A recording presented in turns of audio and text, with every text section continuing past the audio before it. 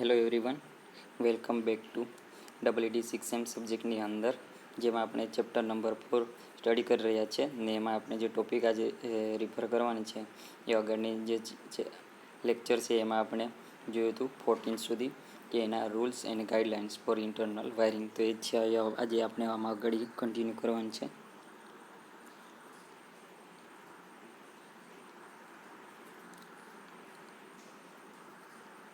17.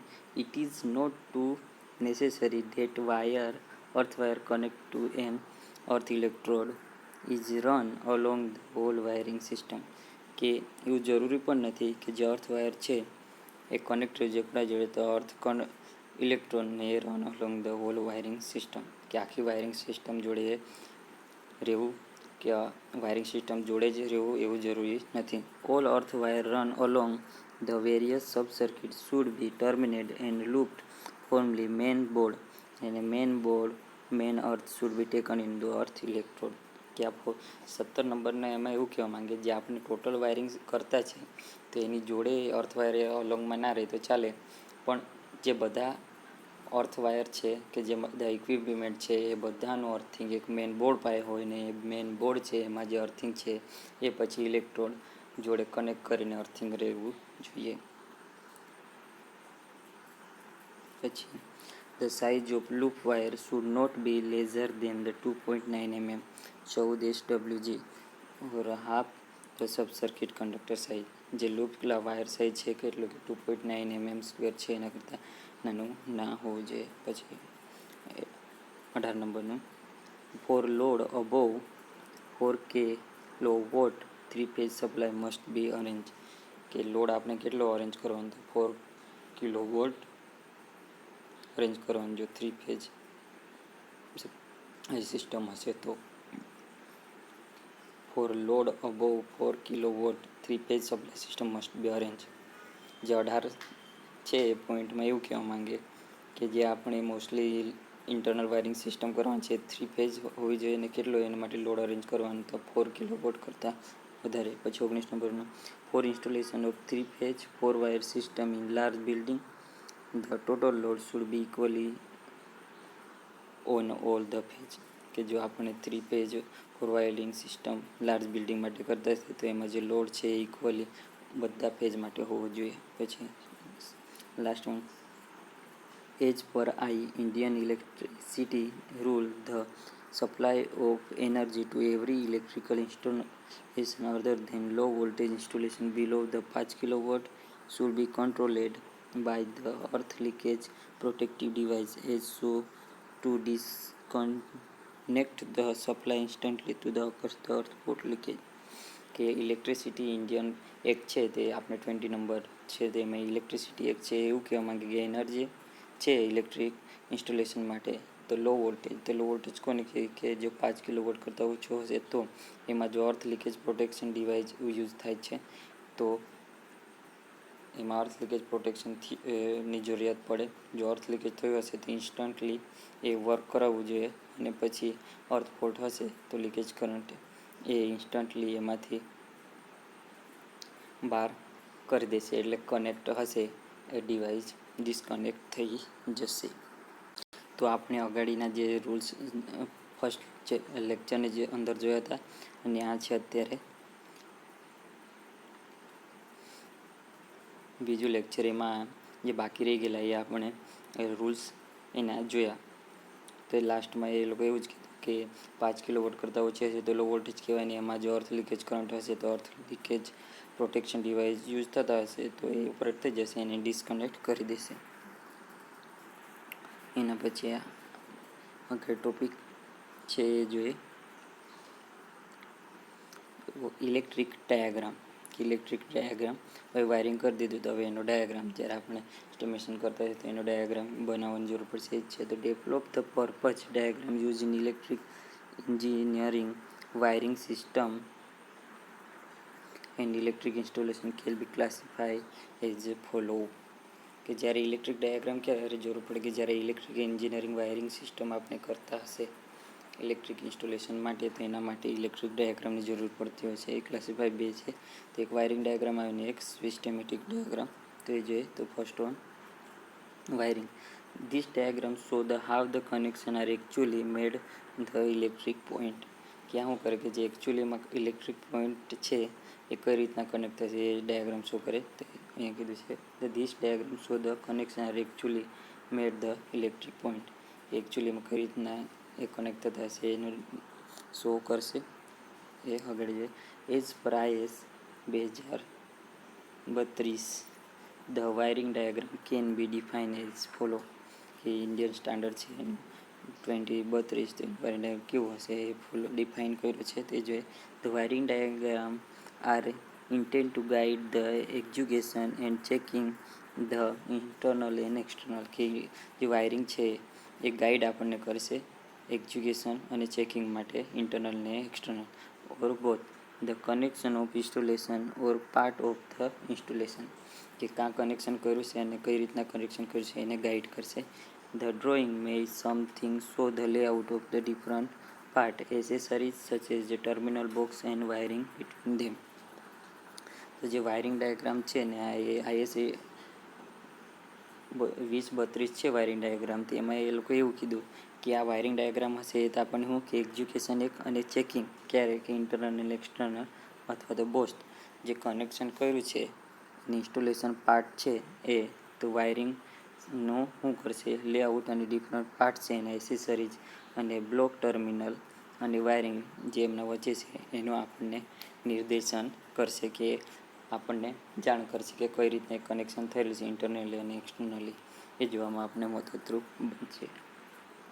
એના પછી second one systematic diagram. This is called the circuit diagram. This is explanatory diagram intended to understand the operation of electric circuit, provide the clear connection in electric point. કે જે આપણે diagram જોઈ લીધો એ આપણને idea આપશે કે અહીંયા connection થયેલું છે સોકેટ છે એ રીતના. સિસ્ટમિક ડાયાગ્રામ એટલે હું કે જે ઇલેક્ટ્રિક પોઈન્ટ છે એ અહીંયા એમાં નોટ ડાઉન કરેલા હશે ને એ જ આપણને ઇલેક્ટ્રિક સર્કિટ એટલે સિસ્ટમિક ડાયાગ્રામ એને કોને કહેવાય તો એને સર્કિટ ડાયાગ્રામ કહેવાય. કે જે એકચ્યુઅલીમાં આપણે કનેક્શન કરવાનું છે એમાં કયા પોઈન્ટ છે કઈ રીતના ઓપરેશન કરશે અને એમાં કઈ પ્રોબ્લેમ આવી તો એને ક્લિયર કરવાના પોઈન્ટ પણ આમાં દર્શાવ્યા હશે. As per IS 2032 the systemic diagram કઈ રીતના ડિફાઇન કર્યો છે ઇન્ડિયન સ્ટાન્ડર્ડ એ જોઈએ.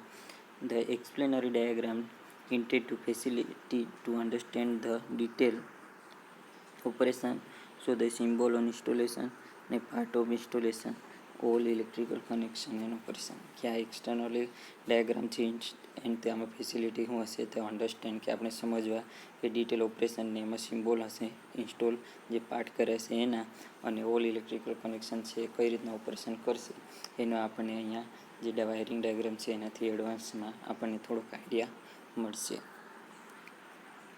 જોઈએ હવે એક્ઝામ્પલ કે example of wiring and systemic diagram for light and fan circuit.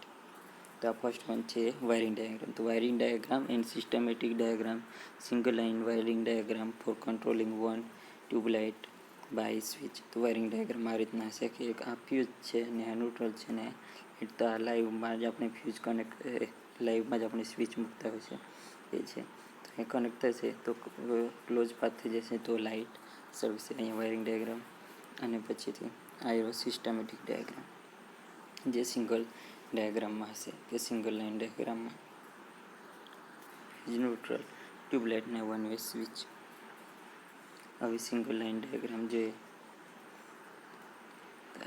આપણે આ હતો ફર્સ્ટ વન કે એને આપણે વાયરિંગ ડાયાગ્રામ કહીએ અને સેકન્ડ જોઈએ આપણને છે સિસ્ટમેટિક ડાયાગ્રામ.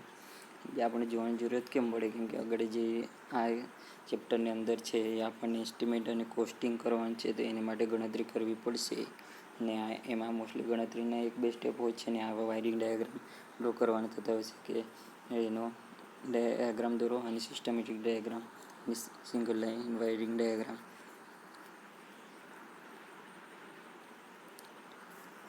તો in line wiring diagram figure C, the no wire is represented by an equal short thin slanting line marked over the single line.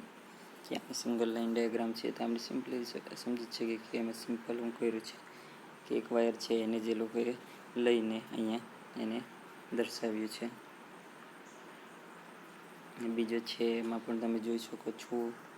બીજો એક્ઝામ્પલ છે એમાં સિંગલ હતું તો અહીંયા હવે શું છે કે એક જ લોડ હતો એમાં ટ્યુબલાઇટ, તેની બદલે અત્યારે 3 અહીંયા લોડ છે. તો wiring diagram, systematic diagram and single line diagram two control the 1 lamp, 1 tube light અને 1 fan with represent the switch installation the switch board. આ તો બોર્ડ છે. ફેન છે, એની જોડે રેગ્યુલેટર, ફેજ છે, ફેજ જોડે અને આ છે એક ફેજ ને આ ન્યુટ્રલને કનેક્ટ કર્યા છે. તો એ જોઈ શકીએ છીએ આપણે વાયરિંગ ડાયાગ્રામ.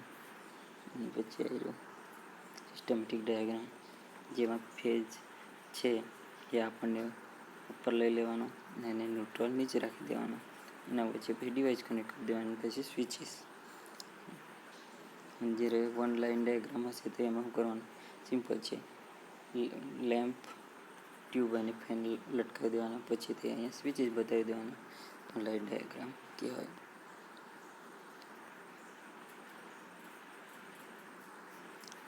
એના પછી આગળનો ટોપિક છે એમાં આપણે જે વાયરિંગ ડાયાગ્રામ કરતા હશું અને સિસ્ટમેટિક ડાયાગ્રામ, તે એમાં સિમ્બોલ કે ફેન હોય તો કઈ રીતના દર્શાવાય, લાઇટ હશે તો કઈ રીતના, સોકેટ હશે કઈ રીતના, ફ્યુઝ હશે તો કઈ રીતના, એના સિમ્બોલ આપેલા છે. ઇલેક્ટ્રિક સ્ટાન્ડર્ડ કે ઇલેક્ટ્રિસિટી જે ઇન્ડિયન સ્ટાન્ડર્ડ છે એના પ્રમાણે જોઈએ તો general convocation symbol used in electrical circuit and installation. જે an electrical installation and circuit the very difficult to draw and write the accessory and components, so the common practice to use graphically and indicate various electric accessories and component. શું કે જ્યારે આપણે electric installation અને circuit draw કરતા હોય તો એ આપણને system એટલે ડાયાગ્રામમાં દર્શાવવા માટે ડિફિકલ્ટી પડતી હોય છે, તો એના લીધે સરળ રહે એના માટે સિમ્બોલિક કરે છે. તો list of symbol use in electrical installation and circuit as per IS 2032. તો એ જોઈએ કે કયા કયા સિમ્બોલ છે. તો જનરલ સિમ્બોલ કે ડાયરેક્ટ કરંટ માટે તો ડબલ આ ટાઈપનો હશે, પછી તો ઓલ્ટરનેટિવ કરંટ માટે આ ટાઈપનો હશે, પછી ડીસી અને એસી બંને હશે તો એક સિંગલ અને પછી એક નીચે, પછી સિંગલ ફેજ છે 15 હર્ટ્ઝ, તેના માટે આ રીતનું દર્શાવવામાં આવે. પછી એસી 3 ફેજ હશે તો 3 ફેજ અને 3 ફેજ 50 હર્ટ્ઝ, એવી રીતના. જો પોઝિટિવ પોલારિટી હશે તો પ્લસ વડે અને નેગેટિવ હશે તો માઇનસ વડે, અને ન્યુટ્રલ હશે તો એન કાં તો પ્લસ ઓર માઇનસ, અને ફેજ તો પી વડે. પછી 3 ફેજ ન્યુટ્રલ માટે 3N અને પછીથી વેવ ટાઈપનું, અને પછી ફેજ સિક્વન્સ તો RYB, અને ક્રોસ વાયર હશે તો એક આડું અને પછી એના પરથી આ ક્રોસ કાં તો પછી ચોકડી. એના પછીથી છે કનેક્ટેડ વાયર. તો કનેક્ટેડ વાયર હશે તો જે ચોકડી પડતી છે ત્યાં મિડ પોઈન્ટ છે ત્યાં ટપકું કાં તો પછી આડી અને એક ઊભી, અને જ્યાં કનેક્ટ થતું હોય છે ત્યાં ડાર્ક. એના પછીથી અર્થ, તો અર્થ આપણે તો બધા કોમનલી યુઝ કરતા જ હોય છે આ ટાઈપનો અર્થ. પછી વાયરિંગ, જો ડેલ્ટા અને સ્ટાર, ડેલ્ટા માટે ડેલ્ટા અને સ્ટાર માટે સ્ટાર. ફ્યુઝ, તો ફ્યુઝ માટે આપણને યુઝ કરે છે તો ફ્યુઝ છે તો ફ્યુઝને કઈ રીતના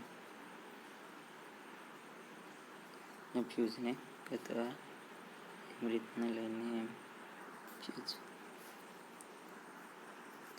કાર્ટ બીજ,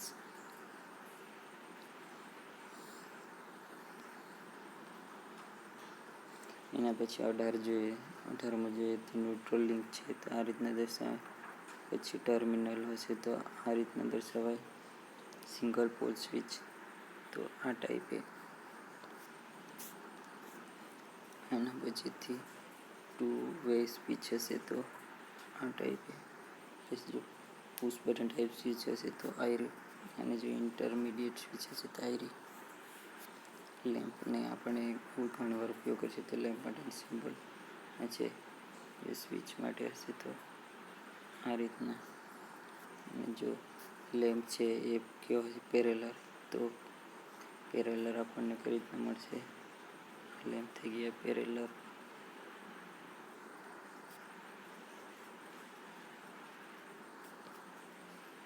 પછી ફેન, સીલિંગ ફેન આપણને કઈ રીતના મળશે, આવી રીતના. જે બકેટ ફેન હશે તો આવી રીતના. એના પછીથી આપણને ફેન રેગ્યુલેટરની જરૂર પડતી હોય છે. તો આ છે ફેન રેગ્યુલેટર. પછીથી આ 3 ફેન્સ વગેરે છે. તો આ ટાઈપનું ફેન રેગ્યુલેટર. બઝર છે, ઇલેક્ટ્રિક બઝર, હોર્ન, તો આ ટાઈપના બતાવવામાં આવે. પછી આ સ્વિચીસ, ડબલ પોલ, 3 પોલ, તો 3 પોલ હશે. ઇનપુટ ને output, type, belted pole, DP, DT switch.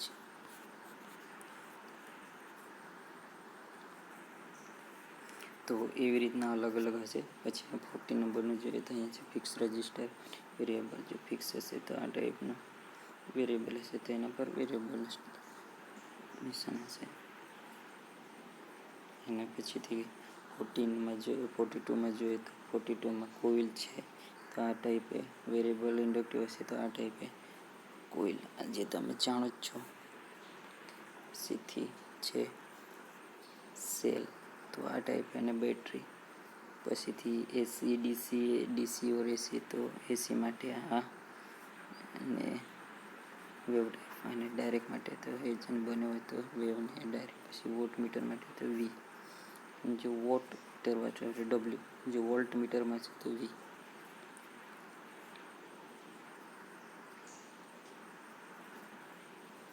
Power factor માટે આ symbol, frequency meter, phase indicator. પછી ઓહમ મીટર માટે કંઈમાં નહીં. તો એવી રીતના ઘણા બધા આપેલા છે, તો એ તમે જોઈ લેજો. અને જ્યારે આપણે સર્કિટ ડાયાગ્રામ અને વાયરિંગ ડાયાગ્રામ એક્ઝામ રિલેટેડ જે આપણે ક્વેશ્ચન રિફર કરીશું આગળના લેક્ચરની અંદર, એમાં આપણને આ સિમ્બોલનો ઉપયોગ થતો હશે. તો આપણને એના ઇન્ડિકેશન અને એને કઈ રીતના સિમ્બોલ દર્શાવવા પડે એ ખ્યાલ રહેવા જોઈએ. તો આટલે રાખીએ. નેક્સ્ટ લેક્ચરની અંદર હવે આના રિલેટેડ આપણે એક્ઝામ્પલ જોઈશું.